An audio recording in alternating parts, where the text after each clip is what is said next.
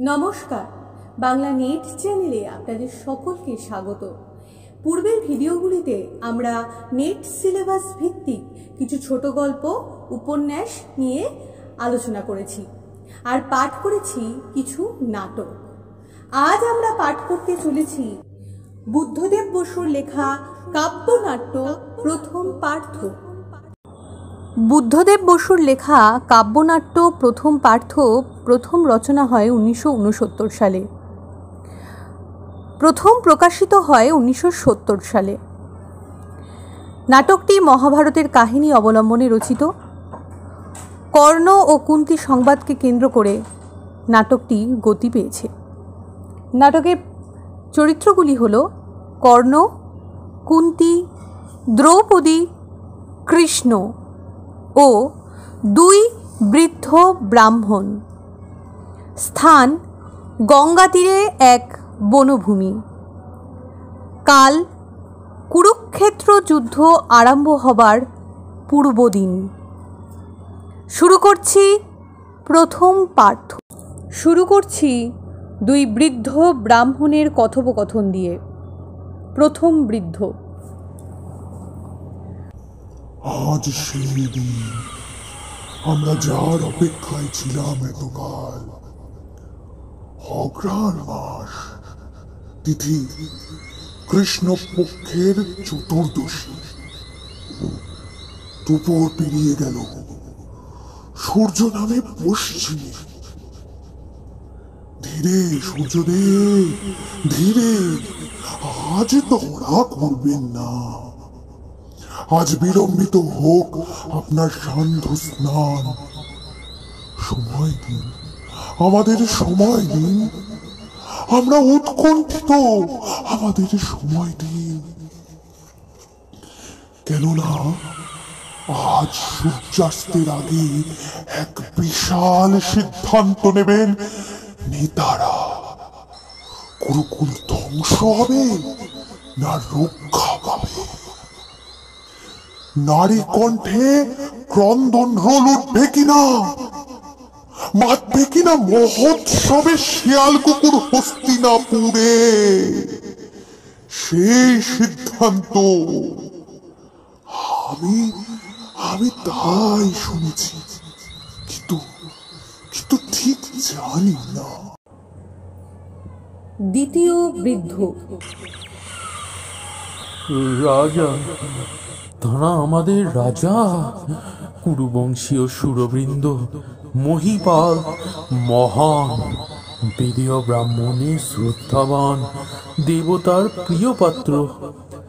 তাঁদের রাজ্যে নেই দুর্ভিক্ষ বা দস্যুতা, নেই কুশীজীবী, নেই সত্যভ্রষ্ট বিচারক।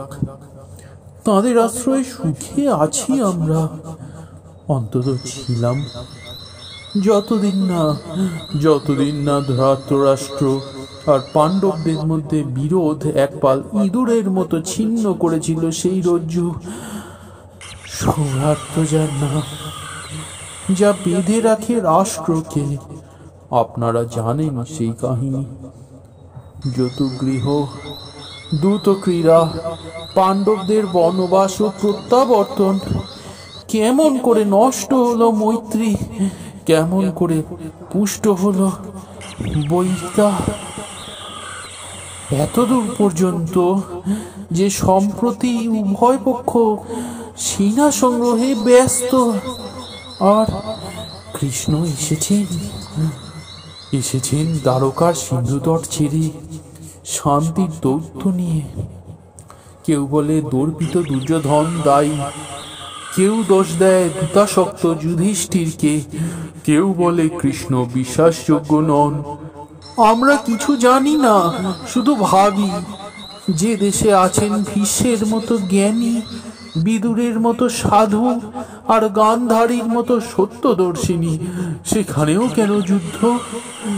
একই বংশ, একই রক্ত শিরায়, একই পিতামহ, এক স্বার্থ, এক জন্মভূমি। ভ্রাতৃব্যেরা সকলেই ধর্মজ্ঞ, তবু দ্বন্দ্ব কেন? সমাধানের কোনো উপায় কি নেই অস্ত্র ছাড়া? বিতর্কের কোনো উত্তর কি নেই?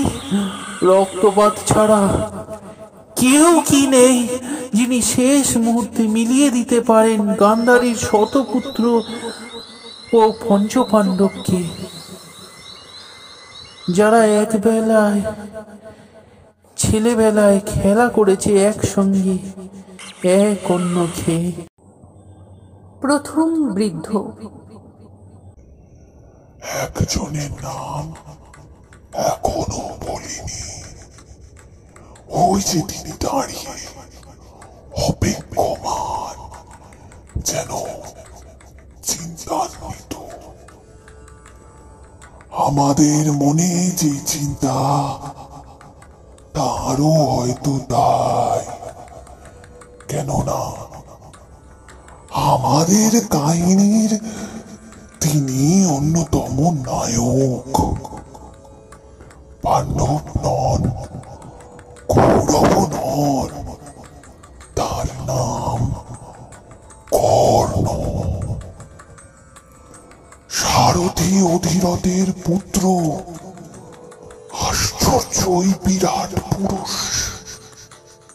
দীর্ঘকায়, দীর্ঘ বাহু,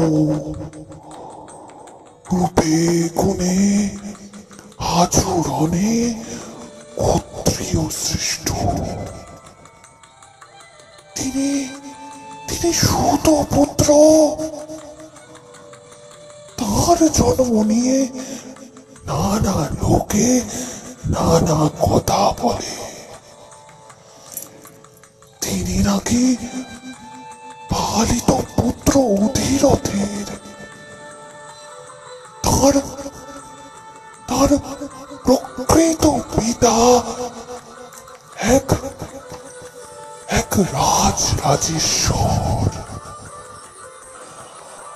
আমি কর্ণপান করি না ওসবে। দেবতার দয়া হলে কেন জন্ম নেবে না দিনের কুটিরে বীরত্ব? যশস্বীর উৎস হবে না অখ্যাত বীজ? যাকে বলে প্রতিভা, তা সহজাত। আমি এই বুঝি। দ্বিতীয় বৃদ্ধ।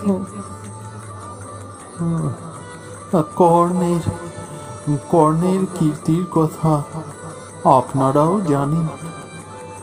দ্রোণাচার্যের কাছে অস্ত্র শিক্ষায় তার মতো দক্ষ কেউ হননি অর্জুন ছাড়া।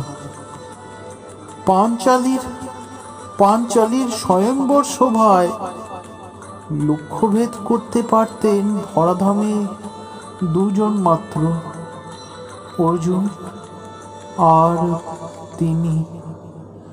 তাই বুদ্ধিমান দুর্যোধন অর্জন করেছেন তার সৌহার্দ্য অনেক আগেই। অঙ্গরাজ্য উপঢৌকন দিয়ে সকলেই চায় বিক্রমশালী মিত্র, বিশেষত রাজারা।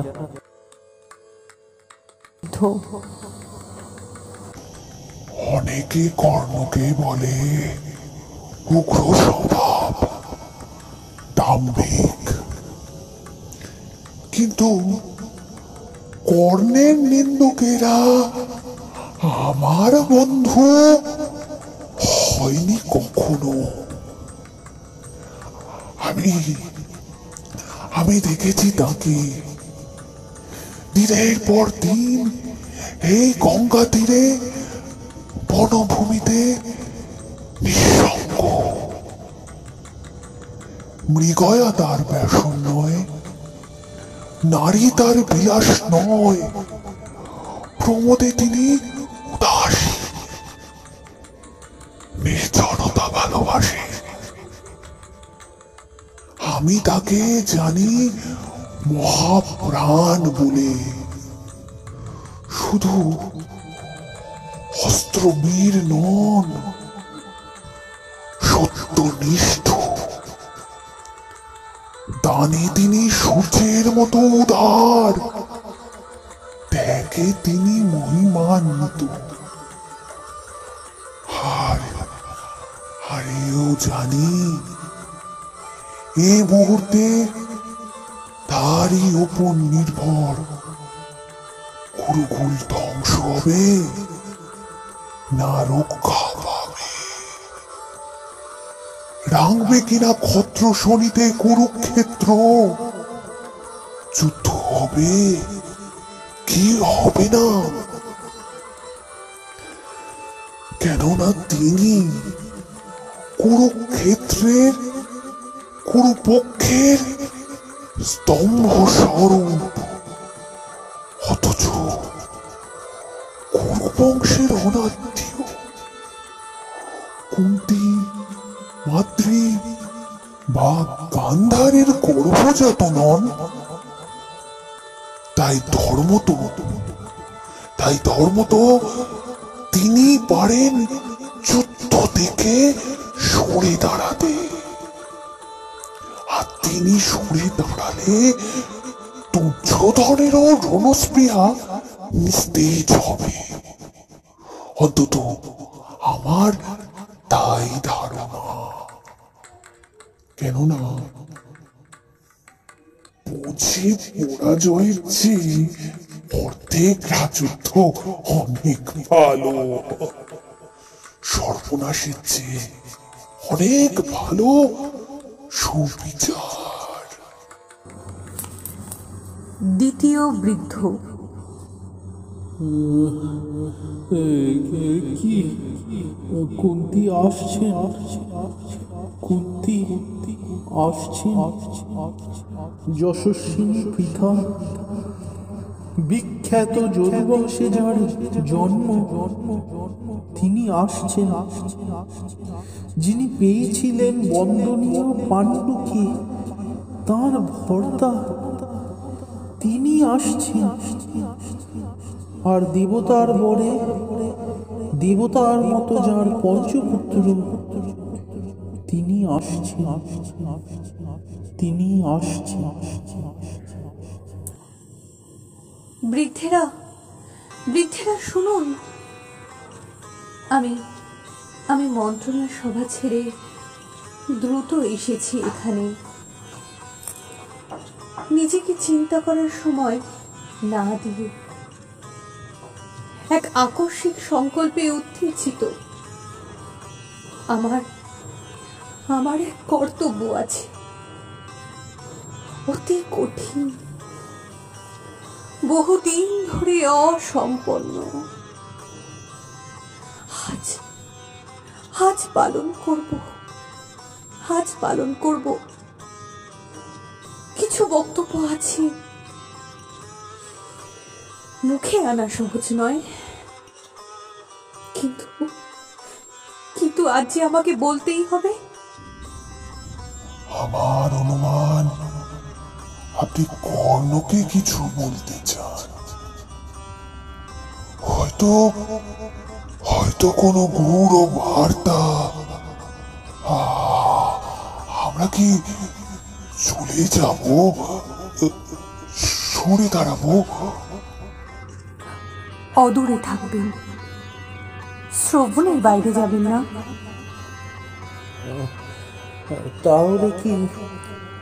তাহলে কি আপনার কথা আমাদের শ্রোতব্য? আপনারা হস্তিনাপুরের নাগরিক, কুরুবংশের হিতৈষী, শুদ্ধাচারী, বিশ্বস্ত ব্রাহ্মণ। আমার এই কথা যা কৃষ্ণ ছাড়া কেউ এখনো জানে না। একদিন তা প্রকাশিত হবে সকলের কাছে, সর্বত্র। যখন আমরা সবাই হয়ে যাব ইতিহাস, আর যা ছিল গোপন তাই জ্বলবে নক্ষত্র হয়ে সর্বজনীন আকাশে। কিন্তু এখনো সেই সময় আসেনি। তাই আমি চাই প্রতিশ্রুতি। যা শুনবেন তা রুদ্ধ রেখে দেবেন স্মরণে, চিরকাল। আপনাদের মুখ থেকে কেউ তা শুনবে না। যদি এতে সম্মত হন তাহলে তাহলে আপনারাও শুনুন আমার কলঙ্ক ও বেদনা। সাক্ষী থাকুন আমার স্বীকারোক্তি। আপনাদের মার্জনা পেলে আমার মন আরো নির্ভর হবে।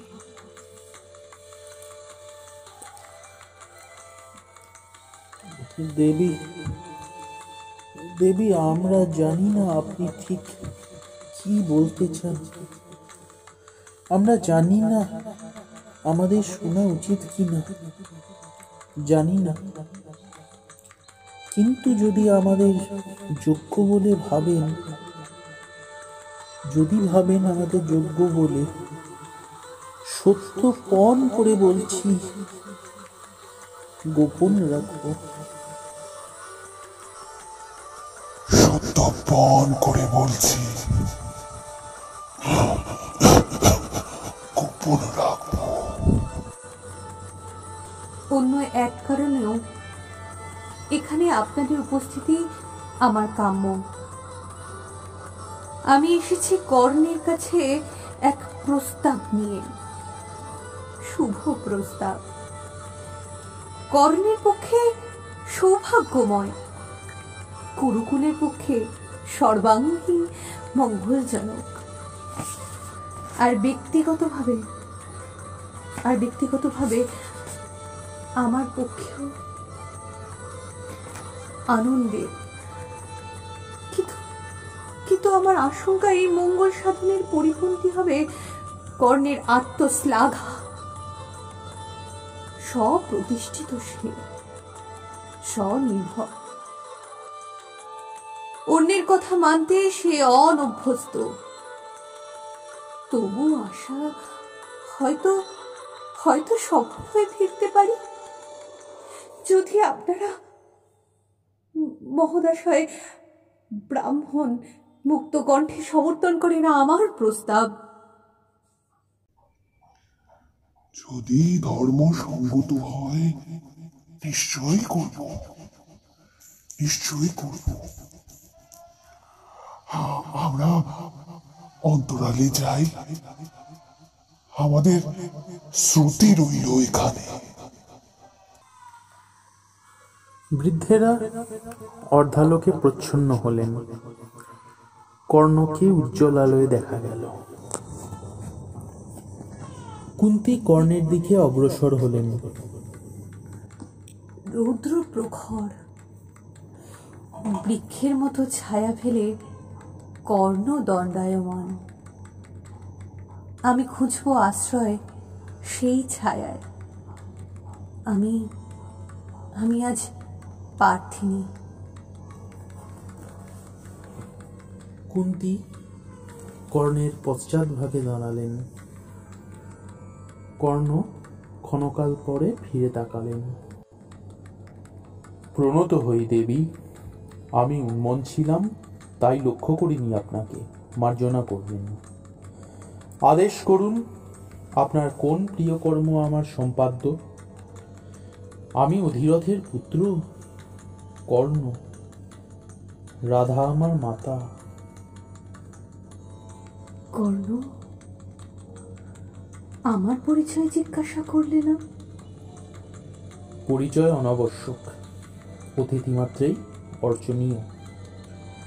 আমি প্রত্যহ দ্বিপ্রহরে কিছু দান করি, যেদিন যার দেখা পাই তাকেই। কিন্তু আপনাকে দেখে মনে হচ্ছে কোনো রাজ্ঞী, মহীয়সী, বীরাঙ্গনা। ইচ্ছা হয়তো আপনার পরিচয়ে বলুন। আর্যাবর্তে ও দাক্ষিণাত্যে, জবদ্বীপ থেকে জবনদ্বীপ পর্যন্ত অনেকেই আমার নাম জানে। আমি কুন্তী। কুন্তী? অর্জুনের মাতা?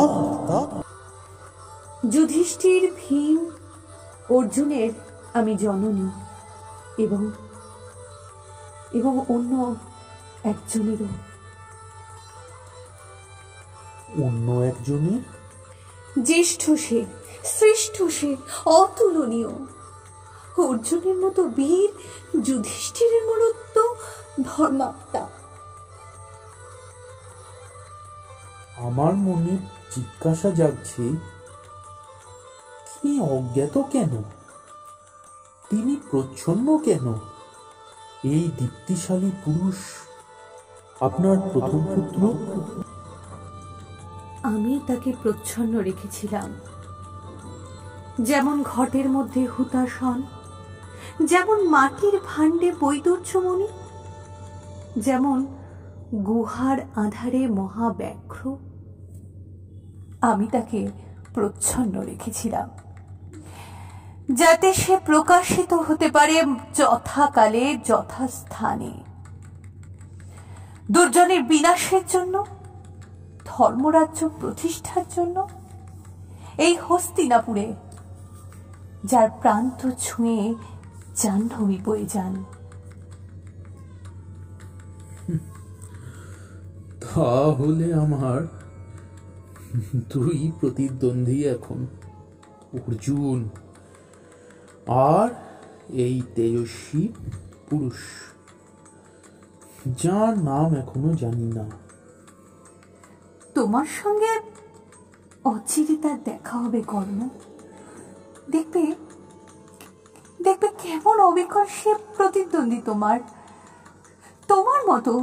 তোমার মতো দীর্ঘকায়, আয়তাক্ষ, তোমারই মতো শক্তিমান, হৃদয়বান, মহত্তম বন্ধু, শত্রুর পক্ষে অসহন।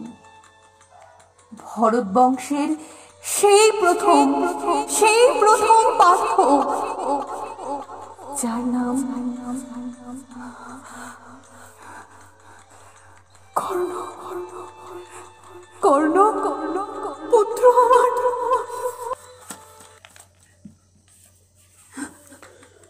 আপনার পুত্র সম্বোধনে কৃতার্থ আমি, দেবী। আমি অধিরথ পুত্র বৈকর্তন, রাধার সন্তান। না না না, আর অন্ধ থেকো না কর্ণ। কর্ণ, চিনতে শেখো নিজেকে। আমার কাছ থেকে জেনে নাও তোমার আত্মপরিচয়। এই আমি, যার গর্ভ ছিল তোমার প্রথম মর্তলোক, যার ভুক্ত অন্ন প্রথম পথ্য ছিল তোমার, যার প্রাণবায়ুতে তুমি প্রথম নিঃশ্বাস নিয়েছিলে। শোনো শোনো শোনো, আজ তার মুখ থেকে বিদ্ধ করে নাও হৃদয়। তুমি কুন্তী পুত্র, তুমি সূর্যের সন্তান, সূর্যের সন্তান তুমি। নীরব কেন কর্ণ? ভাবছো এ কথা অবিশ্বাস্য, নাকি বিস্ময়ে রুদ্ধ তোমার কণ্ঠস্বর? কবে তা মনে পড়ে না, কার মুখ থেকে মনে পড়ে না। কোনো কল্পনার কম্পন হয়তো,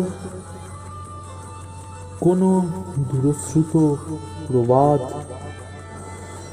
কোনো গহন স্বপ্নে অতর্কিতে যা ভেসে ওঠে, জন্মান্তরের স্মৃতির মতো অস্পষ্ট। আমি শুনেছিলাম, ভুলেছিলাম, ভেবেছিলাম, ভুলে যেতে যেতে ভুলতে পারিনি, মেনে নিতে নিতে মানতে পারিনি। রাজকন্যা কুন্তী আমার জন্মদাত্রী, আমার পিতা সূর্যদেব। কিন্তু এ কি সত্য হতে পারে?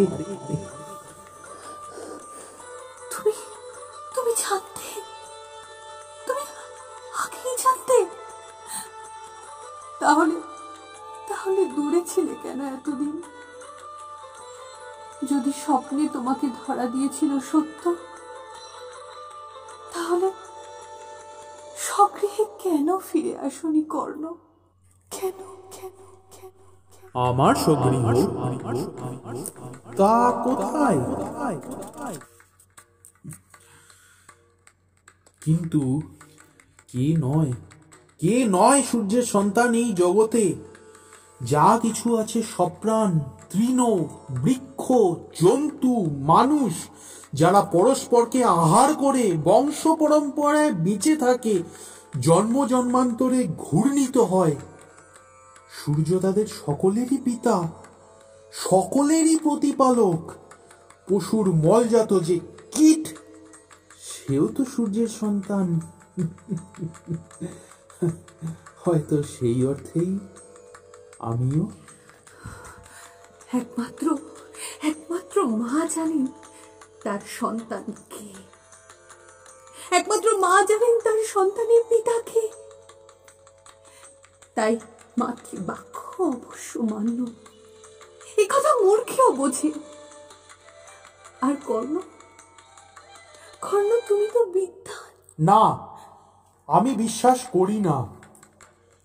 কি সম্ভব যে সূর্যের তেজপুঞ্জকে কখনো সহ্য করতে পেরেছিলেন কোনো মানবী? এমনকি দীপ্তিময়ী কুন্তী? কর্ণ, তাহলে সব শোনো, সব। কুমারী আমি তখন, সদ্য যৌবনা, বালিকার মতো চঞ্চল, চিন্তাহীন। একবার দুর্বাসা অতিথি হলেন আমার পিতৃগৃহে। আমি তার সেবা করলাম। আমার যত্নে তুষ্ট হয়ে তিনি বর দিলেন আমাকে। শেখালেন একটি অতি গূঢ় আহ্বান মন্ত্র, যার উচ্চারণে আকৃষ্ট হবেন দেবতারা আমার কাছে, আমার পুত্রের জন্মের জন্য। দুর্বাসা আমাকে সতর্ক করে দিয়েছিলেন, কন্যাবস্থায় কখনো এই মন্ত্র বলো না, রাজবধূ হয়েও কখনো বলো না। পতি যদি আজ্ঞা না দেন। ঋষি তিনি, অগ্রিম জেনেছিলেন আমার ভবিষ্যৎ, তাই দিয়েছিলেন বর, যাতে পাণ্ডুর বংশলোপ না ঘটে।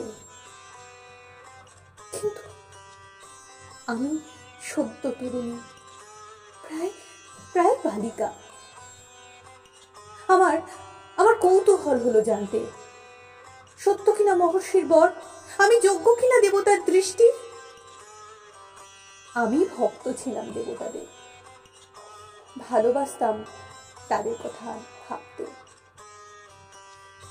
সেই রাত্রে আমি ছিলাম স্নাতা, যৌবনে তখনও অনভ্যস্ত, কিন্তু দেহে মনে উৎসুক। কোন এক অসাধিত মধুর জন্য অপেক্ষমান। আমি জপ করলাম সেই মন্ত্র সূর্যদেবের উদ্দেশ্যে। রাত কেটে গেল অস্থির, আধো ঘুমে আধো জাগরণে, যেন মোহমুগ্ধ। কখনো ঘরের মধ্যে ঝড় বয়ে যায়, কখনো চমক দেখ বিদ্যুৎ, বিরাট শব্দে বজ্র ডেকে ওঠে, কখনো ভেসে আসে তীক্ষ্ণ কোনো সুগন্ধ, কখনো শুনি মর্মভেদী রাগিনী। আর তারপর যখন দিনের উন্মেষে শিউরে উঠেছে আকাশ, তখন আদিত্য, পুষণ, দিনমণি, তরুণ সম্রাটের মতো সূর্যদেব প্রেরণ করলেন আমার অন্তঃস্থলে তার দৃষ্টি। একটি কোমলতম রশ্মি রেখা, অন্তত আমার তাই মনে হল। নামলো গভীর নিদ্রা আমার চেতনায়, জেগে উঠে বুঝলুম জেগে উঠে বুঝলাম আমি আমি অন্তঃসত্ত্বা। আমার আমার সেই পুত্র তুমি, তুমি কর্ণ। মা, আমার মা, আমার ঘুমের মধ্যে লুকোনো এক স্বপ্ন, আমার স্বপ্নের মধ্যে গোপন এক সঞ্চার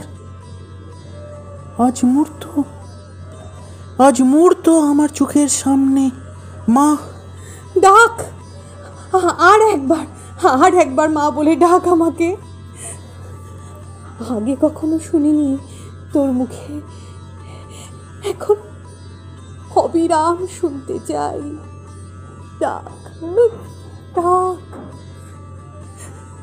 মাতা আর পুত্র, কুন্তী আর কর্ণ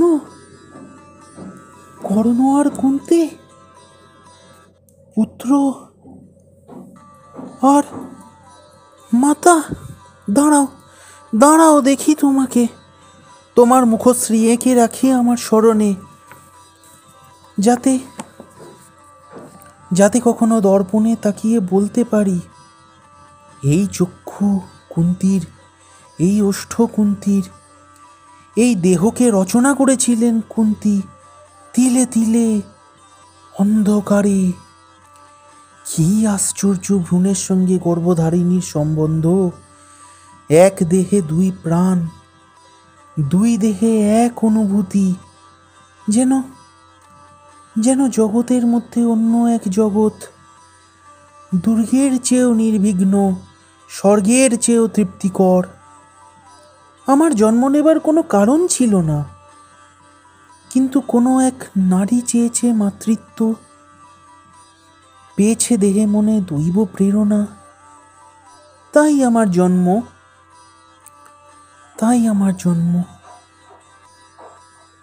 আমার মনে হয় মাতা একাই সন্তানের জন্ম দেন। আমার মনে হয় আমরা সকলেই কুমারীর সন্তান। পিতা শুধু উপলক্ষ, গোত্রচিহ্ন। মা, তুমি যার গর্ভ ছিল আমার প্রথম মর্তলোক, যার দেহের নির্যাস ছিল আমার প্রথম পথ্য, যার প্রাণবায়ুতে আমি প্রথম নিঃশ্বাস নিয়েছিলাম, সেই তুমি। কিন্তু তারপর, আমার জন্মের পর কোথায় ছিলে তুমি তখন, আর কোথায় আমি? সবচেয়ে কঠিন এই প্রশ্ন, কিন্তু আমি প্রস্তুত হয়ে এসেছি। এর উত্তর সবচেয়ে কষ্টের, তাই সংক্ষেপে বলবো। কর্ণ, আমি তখন অনুরা, তাই লজ্জায়, কলঙ্কের ভয়ে তোমাকে মূল্যবান বসনে ঢেকে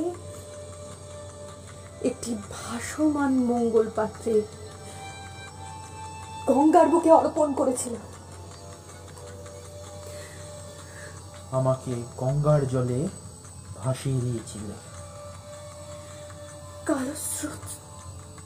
কালস্রোত কর্ণ, আমি তোমাকে কাল স্রোতে ভাসিয়েছিলাম, যাতে সে স্রোতে বাহিত হয় তোমার খ্যাতি। যুগ থেকে যুগান্তর, দূর থেকে দূরান্তর পর্যন্ত, যার জন্ম সূর্যের বীজে, আমি জানতাম সে নির্ধারিত বীর, অকালে সে নষ্ট হতে পারে না, অকালে সে নষ্ট হতে পারে না।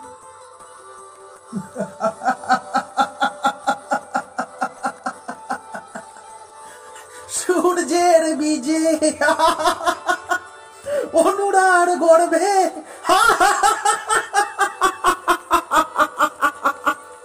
লজ্জিতা মাতার পরিত্যক্ত সন্তান।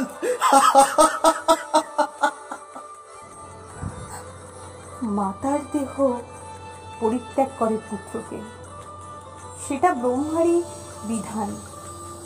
কিন্তু মাতার হৃদয়ের মধ্যে অভ্যর্থনা ধ্বনিত হয় নিরন্তর নিঃশব্দে। সেই নিঃশব্দতা কেন ঘুচিয়ে দিলে পাণ্ডু পত্নী? কেন রাখলে না চিরকাল অন্তরাল? তুমি তুমি লজ্জা পেলে না? নতুন করে লজ্জা পেলে না আজ আমার সামনে এসে দাঁড়াতে? আমাকে আমাকে পুত্র বলে ডাকতে? কর্ণ, কর্ণ, আরো বলো, আমাকে আঘাত করো, ধিক্কার দাও। শুনতে শুনতে নির্বাপিত হোক আমার মনস্তাপ, আমার চোখ ফেটে নেমে আসুক কান্না,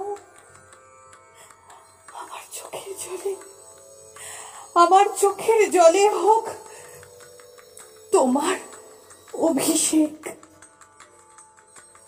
কর্ণ, আমার কাছে আয়, আমাকে তোর স্পর্শ দে। না না, কিন্তু অর্জুন মাতা বৃথা। আপনি আমার শ্রদ্ধার পাত্রী। যদি দুর্বাক্য বলে থাকি মার্জনা করবেন। প্রত্যাখ্যান, প্রত্যাখ্যান। আমি অপরাধী, তাই অপরাধের কি ক্ষমা নেই? পাপের কি প্রায়শ্চিত্ত নেই? নেই মিনতির কোনো উত্তর, বেদনার কোনো শুদ্ধি? আর তারা কি তবে ভ্রান্ত যারা বলে কেউ নেই কর্ণের মতো মহাপ্রাণ?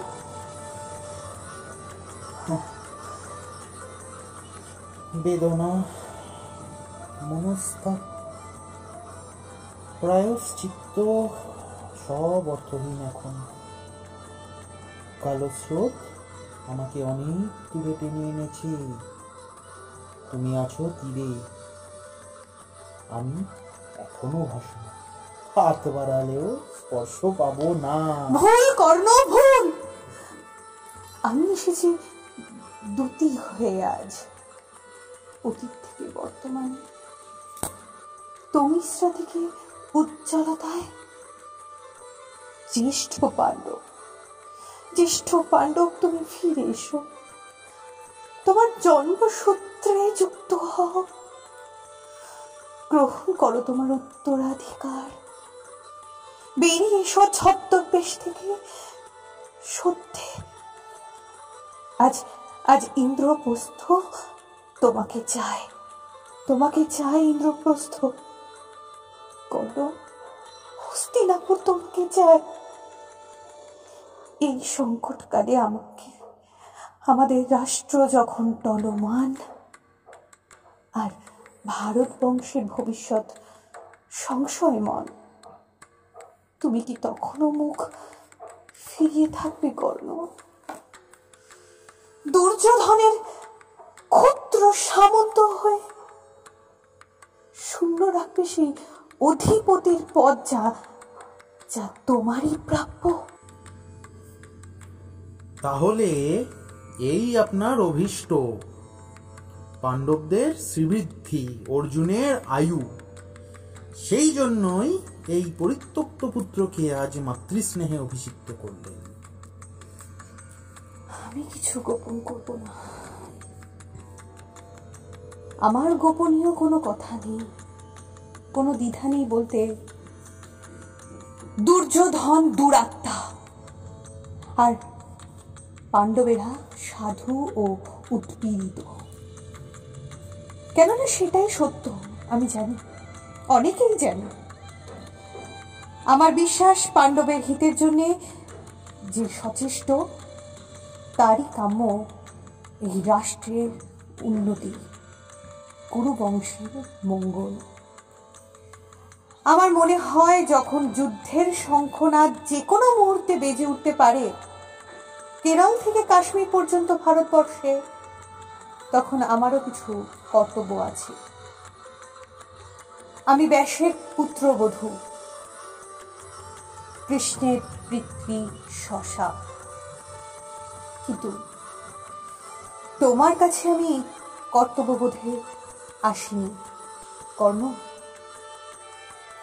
তোমার কাছে এসেছি রক্তের টানে, হৃদয়ের আজ্ঞায়। রক্তের টানে, হৃদয়ের আজ্ঞায়? তাহলে শুনুন শুনুন আমার ক্ষুদ্র একটি কাহিনী। সেদিন রাজপুত্রদের অস্ত্র শিক্ষার প্রদর্শনীতে উপস্থিত ছিলেন নানা দেশের অমাত্য হস্তিনাপুরের আবাল বৃদ্ধ বনিতা। আমি ছিলাম অন্যতম প্রতিযোগী। কৃপাচার্য আমার বংশ পরিচয় জিজ্ঞাসা করলেন। আমার উত্তর শুনে হেসে উঠলেন অভিজাত বর্গ। আমি বেরিয়ে এলাম লক্ষ চোখের তলা দিয়ে, বিনা পরীক্ষায় পরাস্ত, অবমানিত। আমি কুন্তির প্রথম সন্তান আমি। হয়তো ভীষ্মতা ভুলে গেছেন, যিনি আপনাদের পূজ্য। হয়তো দ্রোণতা ভুলে গেছেন, যিনি কুরু পাণ্ডবদের গুরু। কিন্তু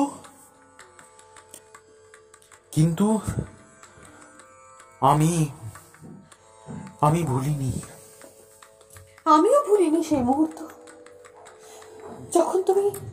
যখন তুমি সিংহের মতো প্রবেশ করলে মণ্ডপে, আর চারিদিকে গুঞ্জন উঠল, কর্ণ, ইনি কর্ণ।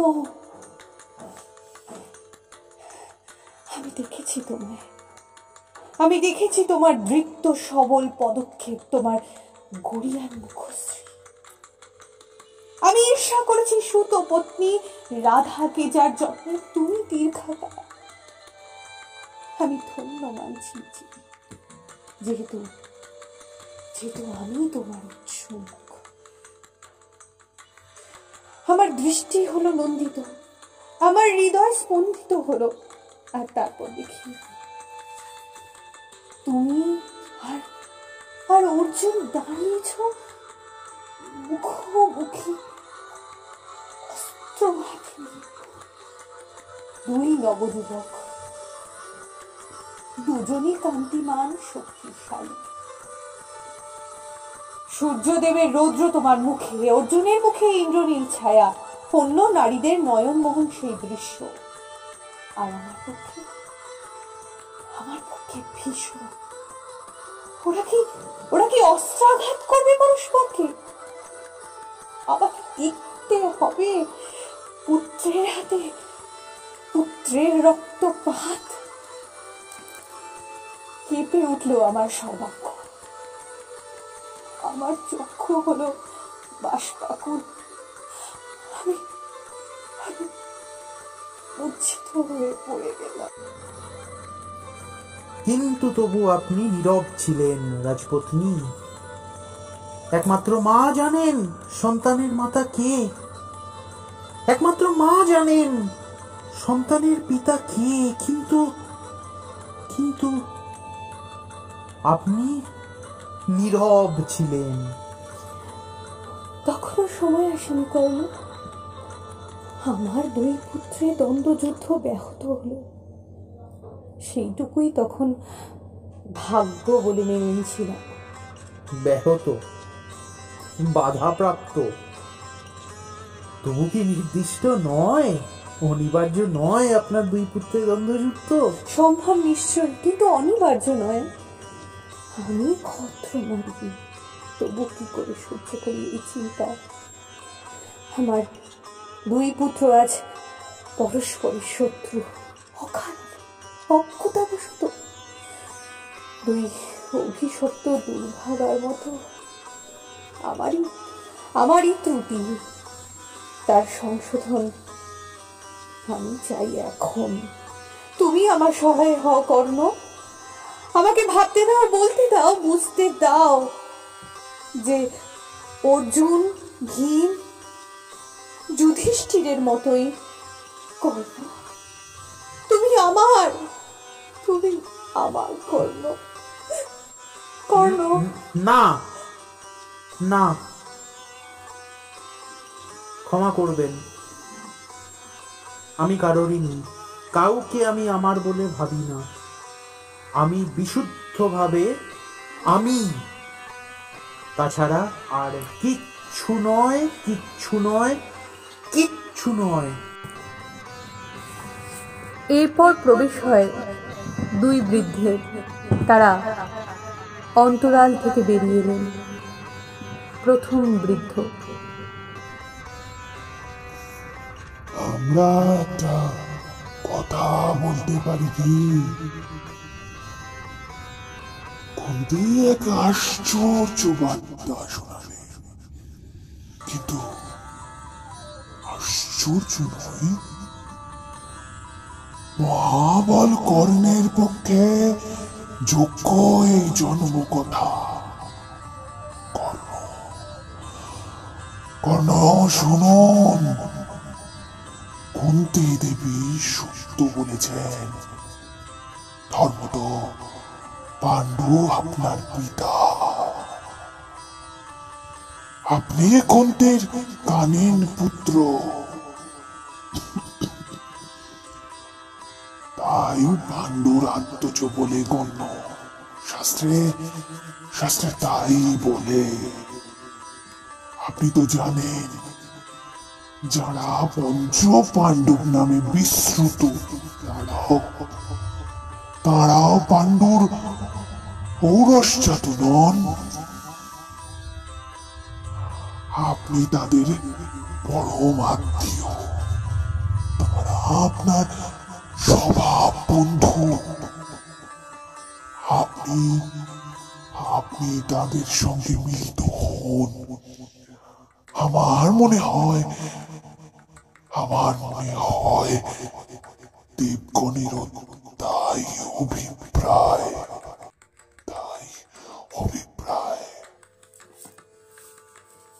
আমি শাস্ত্র মানি না। আমার ধর্মের নাম মনুষ্যত্ব। যদি পাণ্ডবেরা আমার ভ্রাতা হন, তবে কৌরবেরাও তাই। যদি মনু হন আদি পিতা, আমার ভাই, তবে সর্বমানব। জ্ঞানীর মতো কথা বলছো কর্ণ, কিন্তু মনুবংশের এই ভ্রাতৃত্ব কেউ কেউ সশ্রদ্ধভাবে মেনে নেয়, অনেকে লঙ্ঘন করে সদর্পে। কর্ণ, তোমার নিয়তি আজ দুই পথে বিভক্ত। একদিকে পঞ্চ পাণ্ডব, তাদের পুত্রেরা ও সুহৃদবর্গ, সকলেই সচ্চরিত্র, নিষ্কলুষ তারা। অন্যদিকে শকুনির স্বার্থ, দুঃশাসনের হিংস্রতা আর পরশ্য অপহারী পাপিষ্ঠ দুর্যোধন। আজ তোমাকে বেছে নিতে হবে, ধর্ম অথবা অধর্ম, সত্য অথবা ব্যভিচার। দুর্যোধন আতিথ্য দিয়েছেন আমাকে, আমার ঘোষিত হীন জন্ম সত্ত্বেও। আমারও আছে তার প্রতি কর্তব্য, তিনি যেমনই হন। আর আমার জন্ম কথা যত না হোক বিস্ময়কর, রাধা আমার মাতা বলে স্বীকার্য, পিতা অধীরথ জগতের কাছে, আমার নিজের কাছেও। দেবী, আপনার দর্শন পেয়ে আমি ধন্য। আপনি ফিরে যান, আপনি ফিরে যান।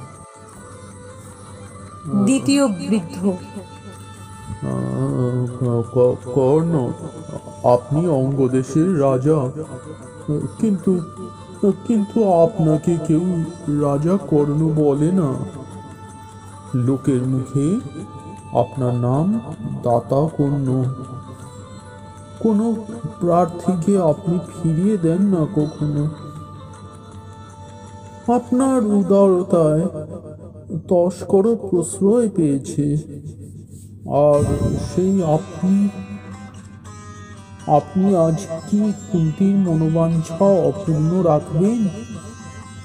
যাঁর আবেদন যুক্তিযুক্ত ও মর্মস্পর্শী, তিনি আপনার মাতা বলে আমরা পক্ষপাতী নই। তার বাক্য মঙ্গলজনক বলেই মান্য। অবজ্ঞায় বেঁচে থাকা দুঃখের, সম্মান সর্বদাই কাম্য। আমি ক্ষত্রিয়ের সংস্কার পাইনি, কিন্তু অর্জন করেছি দুর্যোধনের কাছে ক্ষত্রিয়ের অধিকার। কর্ণ, কর্ণ, আমি মানি তুমি বঞ্চিত ছিলে এতদিন, যেমন আমিও ছিলাম পুত্রবতী হয়েও পুত্রহীনা। কিন্তু ক্ষতিপূরণ সম্ভব, পুনরুদ্ধার সম্ভব, বিচ্ছেদের পরে পুনর্মিলন মধুর।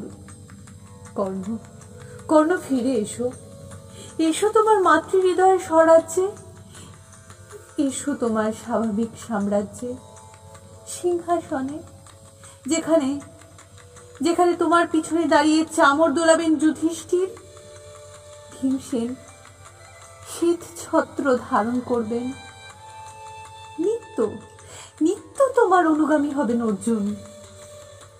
আর ষষ্ঠকালে আমার অনুমতি নিয়ে রত্নে মাল্যে ভূষিত হয়ে তোমার সঙ্গে মিলিত হবেন দ্রৌপদী।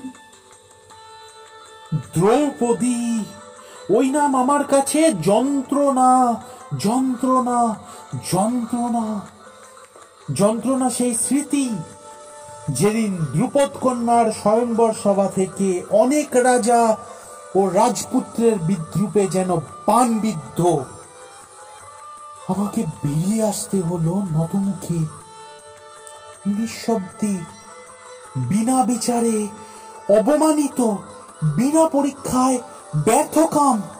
এই আমি, যাকে আপনি আজ বলছেন আপনার প্রথম সন্তান। পুত্র, পুত্র, আমি বুঝি তোমার বেদনা। আমি জানি স্বয়ংবর সভায় ভ্রষ্ট হতো না তোমার বাণ।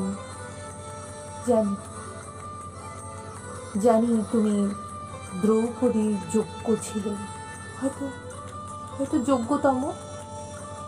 তাই তো বলি, চলো আমার সঙ্গে, গ্রহণ করো তোমার কাঙ্ক্ষিতা নারীকে, পঞ্চ পাণ্ডবের পত্নী পাঞ্চালী। ধর্ম তো তোমারও ভার্যা।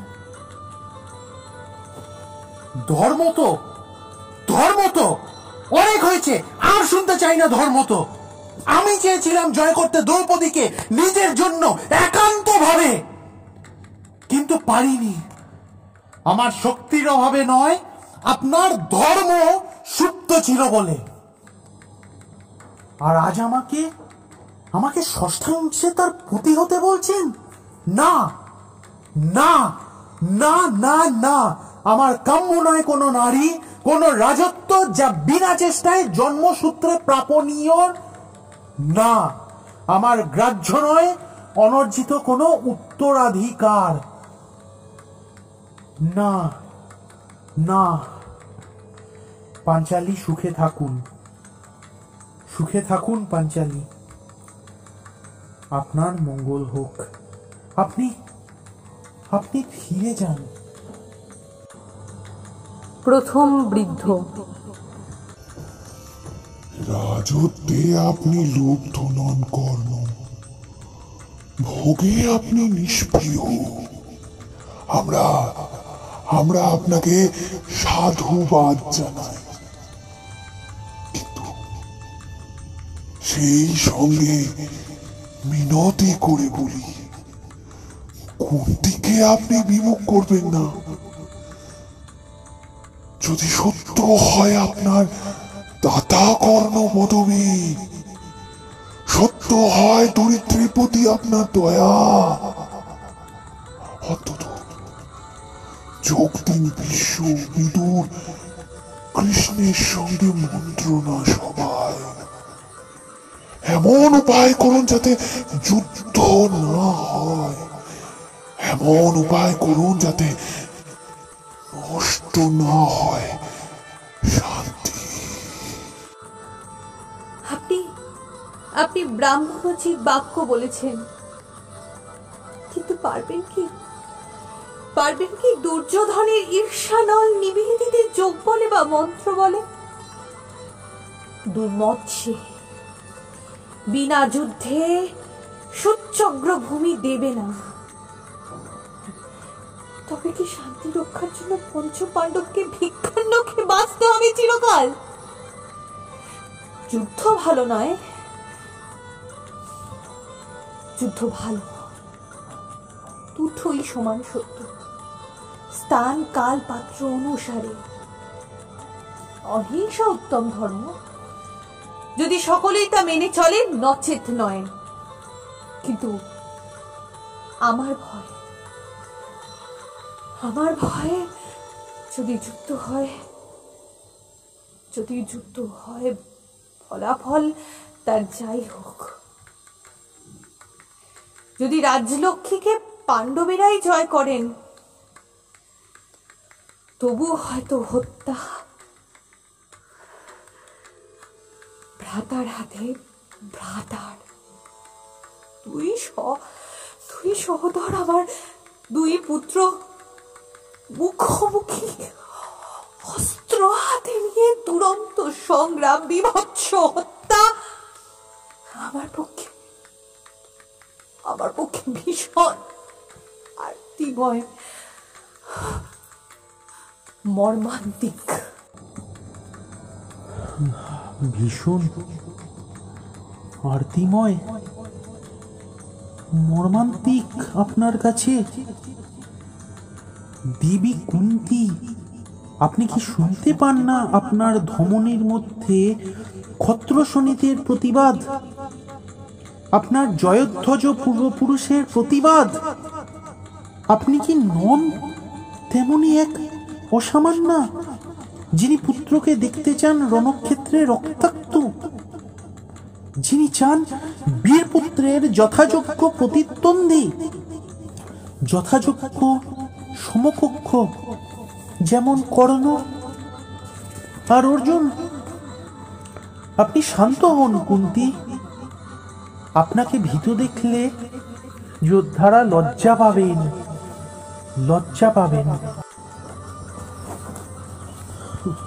হায় ক্ষত্রনারীর ভাগ্য, চিরকাল প্রেমে জন্ম দিয়ে, প্রেমে স্তন্য দিয়ে, প্রেমে যত্নে পরিচর্যায় উৎসর্গিত হয়ে, তারপর সেই পুত্রকেই স্বেচ্ছায় সগৌরবে হত্যাকাণ্ডে অর্পণ,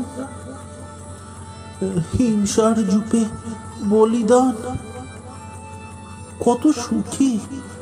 কত সুখী সেই দরিদ্র শূদ্রাণী, যে লোলচর্ম নুব্জ দেহে দেখতে পায় তার ধবলকেশ পুত্রকে কোনো শান্ত পরিশ্রমে নিযুক্ত। কিন্তু দেবী কুন্তী, আমি এক অক্ষম বৃদ্ধ, দীন ব্রাহ্মণ, শুধু শাস্ত্রপাঠে অভ্যস্ত, ক্ষাত্রধর্ম বুঝি না। রাজমাতা, যদি ভুল বলে থাকি মার্জনা করবেন। আমি ক্ষত্র নারী, আমি মাতা, এই দুই সত্তা আজ তর্কপরায়ণ। আপনারা অধ্যয়নরত ব্রাহ্মণ, আপনারাও মানতে বাধ্য যে এই মুহূর্তে আমাদের রাজ্যে সত্যের সফলতার জন্য, শান্তির প্রতিষ্ঠার জন্য, এমনকি ন্যূনতম সুবিচারের জন্য হয়তো এক একমাত্র ব্যবহার্য উপায় যুদ্ধ। যুদ্ধ। কিন্তু তবু আমি পারি না, ভাবতে পারি না। কর্ণ আর অর্জুনের দিব্যাস্ত্র যে কোনো মুহূর্তে ধাবিত হতে পারে পরস্পরের বিরুদ্ধে। তো ঘাতি অন্ততায়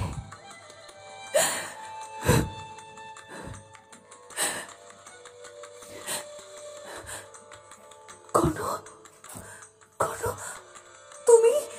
তুমি তো জ্যেষ্ঠ, তুমি তো চিন্তাশীল কর্ণ। তাই তোমার কাছে আবার আমার প্রার্থনা, পুত্র তুমি সম্মত হও। পুত্র তুমি সম্মত হও। দেবী, আপনি কি ভুলে যাচ্ছেন আপনি যদুকন্যা, কুরুপত্নী নন কোন স্নেহসিক্ত জন্মদাত্রী। শুধু আপনি রাজ্ঞী, আপনি নেত্রী। প্রাকৃত সুখ দুঃখের ঊর্ধ্বে আপনার অবস্থান। আপনি রাজেন্দ্রাণী।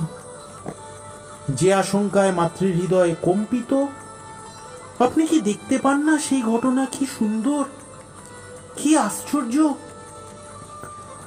আপনি কি দেখতে পান না তা দেবগণের দর্শনীয়, তা চিরকালের স্মরণীয়?